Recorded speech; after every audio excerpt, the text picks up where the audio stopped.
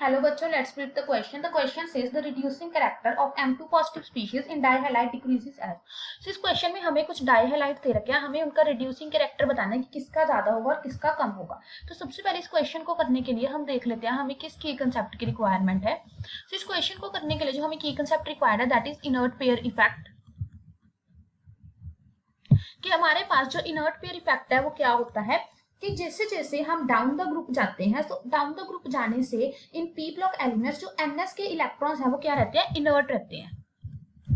NS electrons remain inert. Inert means वो हमारे पास जो बॉन्डिंग है उसमें पार्टिसिपेट नहीं करेंगे, they do not participate in bond formation. ठीक है, तो एक तो हमें इनर्ट पेयर इफेक्ट पता होना चाहिए कि इनर्ट पेयर इफेक्ट से क्या होगा कि जो डाउन द ग्रुप है वो एनएस के इलेक्ट्रॉन्स जो है वो इनर्ट रहते हैं। एंड सेकेंड इज हमारे पास जो है हमें रिड्यूसिंग एजेंट, जो रिड्यूसिंग एजेंट है उसके बारे में पता होना चाहिए।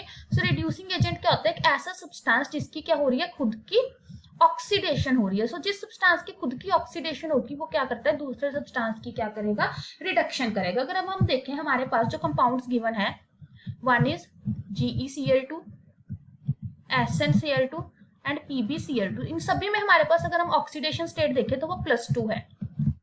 कैसे +2 है, क्योंकि एक जो क्लोरीन है उस पे -1 होती है। सो दो क्लोरीन पे -2 हो गई तो इधर +2 हो गई क्योंकि ओवरऑल न्यूट्रल है।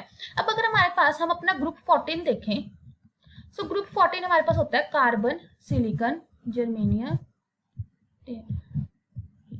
सो इसमें क्या होगा, जैसे जैसे हम नीचे जा रहे हैं down the group, inert pair effect की वजह से हमारे पास क्या होता है, जो +2 ऑक्सीडेशन स्टेट होती है दैट इज मोर स्टेबल। ठीक है, ये क्यों होता है, क्योंकि जो ग्रुप 14 है इसकी जनरली हमारे पास +4 और +2 ऑक्सीडेशन स्टेट होती है, बट इनर्ट पेयर इफेक्ट की वजह से down the group as we move +2 oxidation state is more stable. क्यों, क्योंकि वहां पे जो NS के इलेक्ट्रॉन्स है वो इनर्ट रहते हैं। सो इसका मतलब हमारे पास जो लेड है, टिन है, इनमें +2 ऑक्सीडेशन स्टेट ज्यादा स्टेबल होगी। लेकिन जर्मेनियम में हमारे पास क्या होगी, +4 ऑक्सीडेशन स्टेट ज्यादा स्टेबल होगी। इट मींस जर्मेनियम क्या होगा, ये कन्वर्ट करना चाहेगा GeCl4 में। क्यों, क्योंकि उस केस में जो जर्मेनियम है उसमें +4 ऑक्सीडेशन स्टेट हो रही है। सो यहाँ पे अगर हम देखें हमारे पास क्या देखने को मिल रहा है, ऑक्सीडेशन देखने को मिल रही है।